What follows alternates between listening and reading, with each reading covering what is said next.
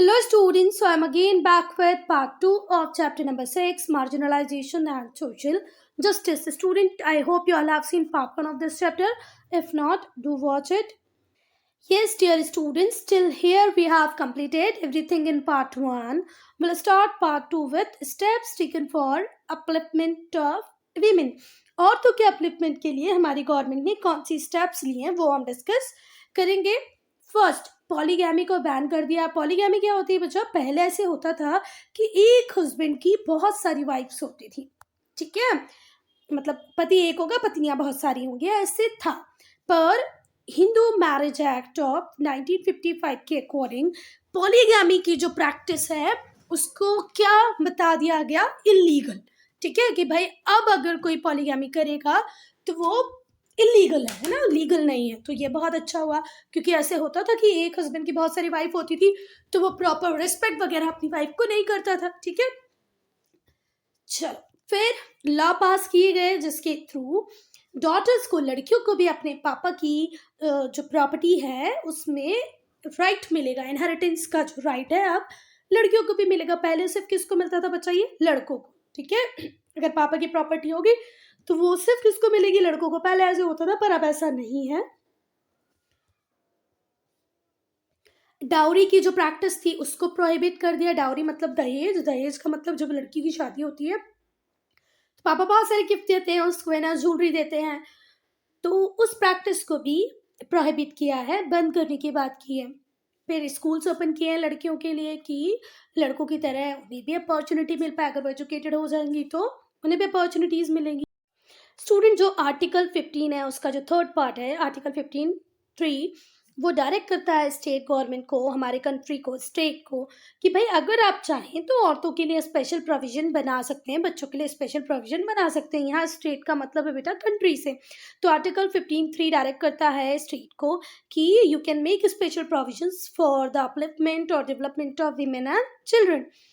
फिर जो हमारे डायरेक्टिव प्रिंसिपल्स हैं उसमें भी बहुत सारे डायरेक्ट प्रिंसिपल्स हैं जो किसकी बात करते हैं? विमेन वेलफेयर की बात करते हैं. उसमें से कुछ हम पढ़ेंगे. जैसे आर्टिकल 39A, वो बोलता है औरतों और आदमी दोनों को ही लाइवलीहुड के एडिक्वेट मीन्स अवेलेबल होना चाहिए.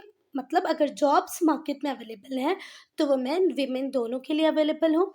आर्टिकल 39D बोलता है कि मैन एंड विमेन को इक्वल पे मिले. अगर वो एक जैसा काम कर रहे हैं, उनकी प्रोडक्टिविटी सेम है, तो उन्हें इक्वल पे मिले. ऐसा नहीं कि मेल है तो उसे ज़्यादा मिल रहा है, फीमेल है तो कम मिल रहा है. ये किसके अंदर पढ़ेंगे आप? 39D. फिर आर्टिकल 42 ये स्टेट करता है कि ऐसे कुछ प्रोविजंस स्टेट बना सकता है. किसके लिए बच्चा? कि जस्ट और ह्यूमन कंडीशंस हो of work for maternity relief. जैसे जब वीमेन प्रेग्नेंट होती है, उसका छोटा बेबी होता है, तो मतलब इस तरीके से कंडीशन बनाओ कि वो उसमें भी प्रॉपरली काम कर पाए, उससे ज़्यादा सफ़र ना करना पड़े. फिर 243D का थर्ड सेक्शन क्या बोलता है बच्चा?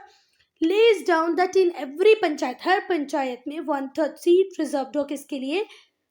विमेन के लिए. ठीक है, 1/3 सीट्स रिजर्व हो किसके लिए? शेड्यूल ट्राइब वीमेन के लिए. This should be fill by direct election. और ये किसके थ्रू ही फिल होंगी बेटा? डायरेक्ट इलेक्शन के थ्रू ही फिल होंगी.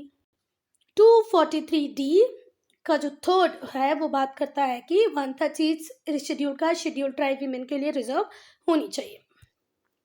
243D का फोर्थ आर्टिकल क्या बोलता है? Not less than 1/3 of total number of offices of chairperson. Chairperson की जो टोटल ऑफिसेज है पंचायत में at each level shall be reserve for women. Women के लिए चेयरमैन ऑफिसेज के जो टोटल नंबर है उनका भी 1/3 किसके लिए रिजर्व होना चाहिए? विमेन के लिए रिजर्व होना चाहिए. कहाँ पर? पंचायत में.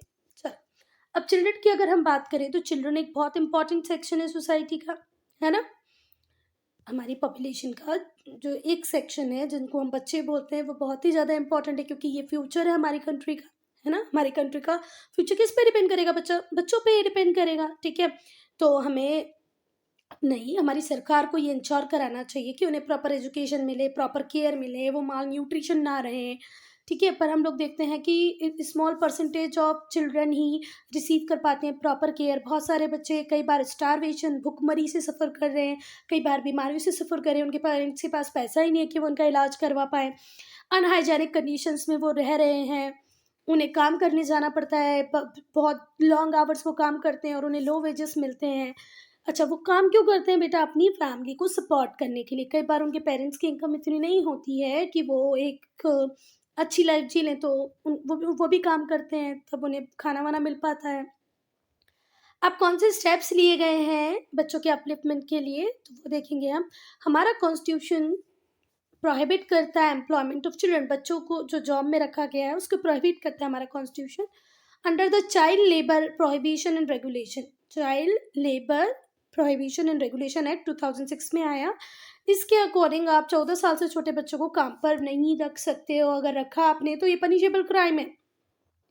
Government schools have been set up, government schools बनाए गए बेटा फ्री एजुकेशन के लिए। ठीक है, इस स्कूल्स में मिड डे मील भी मिलता है, दिन का खाना भी मिलता है, जिससे कि बच्चों का एनरोलमेंट और बढ़े। कई बार क्या होता था, आधी छुट्टी जिसको हम लंच ब्रेक बोलते थे, उस टाइम में बच्चे खाना खाने जो घर जाते थे तो वापस ही नहीं आते थे, पर अब ये है। और कई बार बच्चे एनरोल ही नहीं करते थे, पर हो सकता है फूड के कारण वो एनरोल करें, स्कूल आए, स्कूल को प्रॉपरली पूरा अटेंड करें, है ना, तो मिड डे मील भी उन्हें मिलता है। हेल्थ सेंटर्स बनाए गए हैं रूरल एरियाज़ में, विलेजेस में हेल्थ सेंटर बनाए गए हैं जो इम्यूनाइजेशन देंगे इन्फेंट्स को। वो आप लोगों ने सुना होगा ना, वैक्सीनेशन गाँव में फ्री में लगाए जाते हैं सेंटर्स पे। फिर जो चिल्ड्रंस के राइट हैं उन्हें ऑर्गेनाइज करता है United nation convention on right of the child. The United nation agencies like UNICEF है, यूनेस्को है, ये बच्चों के बेटरमेंट के लिए काम कर रही हैं। हमारी गवर्नमेंट ने भी इंटीग्रेटेड चाइल्ड डेवलपमेंट स्कीम लेके आई है जो बच्चों की कंडीशन को सोसाइटी में सुधारेगी। तो हमारी सरकार भी काम कर ही रही है बच्चा। Social inequalities and economic status,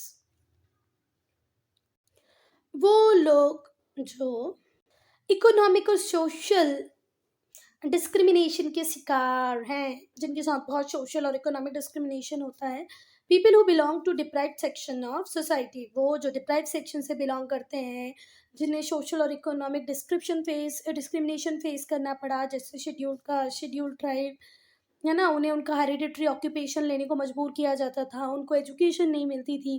तो ये डिफ़िकल्ट है उन लोगों के लिए कि वो पॉवर्टी से अपने आप को बाहर निकाल पाएँ, क्योंकि पॉवर्टी से बाहर आना है आपको तो एजुकेशन बहुत इंपॉर्टेंट है, स्किल डेवलपमेंट बहुत इंपॉर्टेंट है, पर ये दोनों ही काम हमने शेड्यूल कास्ट शेड्यूल ट्राइब को करने नहीं दिए। ठीक है, और फिर हमने देखा कि वेल्थ कुछ लोगों के हाथों में ही कॉन्सेंट्रेटेड रही और वो बिलोंग करते थे अपर कास्ट से, उन्होंने पूरा एडवांटेज लिया, लोअर कास्ट को पूरी तरह एक्सप्लॉइट किया। पर इंडिपेंडेंस के बाद हम लोगों ने ट्राई किया है कि शेड्यूल कास्ट शेड्यूल ट्राइब दोनों की कंडीशन को अपलिफ्ट करें, उन्हें मेन स्ट्रीम में लेके आए, उन्हें रिजर्वेशंस दें, उन्हें कंसेशंस दें। अब रिजर्वेशन क्या होता है बच्चा?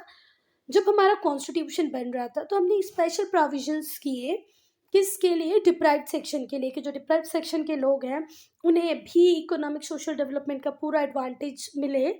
इसलिए हमने कुछ सीट्स रिजर्व कर दी गवर्नमेंट जॉब्स में, गवर्नमेंट इंस्टीट्यूशन में, शेड्यूल कास्ट और शेड्यूल ट्राइब के लिए, अदर बैकवर्ड क्लासेस के लिए भी। और इसी को क्या कहा गया? रिजर्वेशन। रिजर्वेशन में अगर मैं पेपर बनाऊं तो रिजर्वेशन के ऊपर क्वेश्चन जरूर पूछूं, तो प्लीज़ आप लोग इसको ठीक से पढ़ें। देखो क्या कुछ परसेंटेज में हमने सीट्स को एक्सक्लूसिवली किसके लिए रखा है बच्चा? शेड्यूल कास्ट शेड्यूल ट्राइब के लिए। कौन सी चीज़? गवर्नमेंट जॉब, एजुकेशनल, ठीक है, और अदर बैकवर्ड क्लासेस के लिए। इसी को क्या बोलते हैं हम? रिजर्वेशन।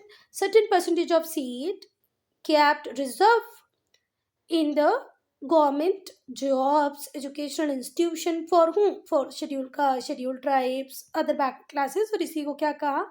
रिजर्वेशन। चलो 1953 में काका केलकर कमीशन बैठाया गया, उसने 2399 कास्ट को इंडिया में क्या कहा? बैकवर्ड कहा। फिर उसके बाद आया मंडल कमीशन।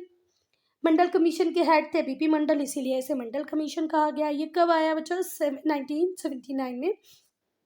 इसने भी जो इश्यूज थे रिजर्वेशन की उनको एग्जामाइन किया फिर बैकवर्ड क्लासेस के अपलिफ्टमेंट के लिए शेड्यूल कास्ट और शेड्यूल ट्राइब को तो हम पहले ही देख चुके थे, पर SEBC वाला जो रिजर्वेशन आया उसको देने के लिए कौन ही रिस्पॉन्सिबल है?